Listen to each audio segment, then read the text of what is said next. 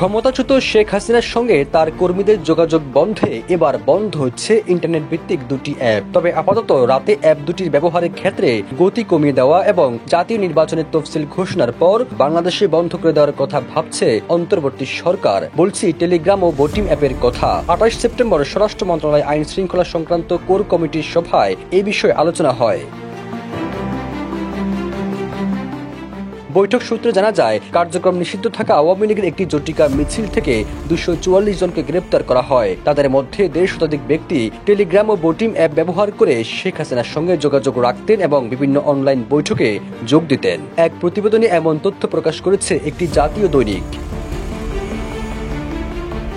ওয়ালটন এখন দেশের সীমানা পেরিয়ে পৌঁছে গিয়েছে ৫০টিরও বেশি দেশে।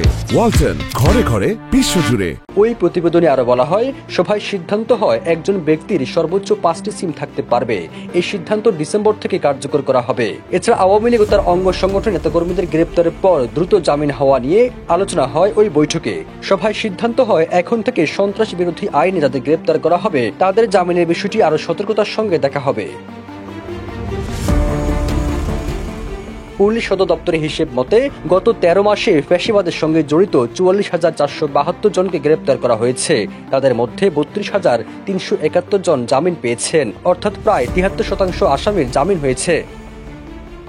সবুজ আলম, নিউজ ডেস্ক, ইত্তেফাক।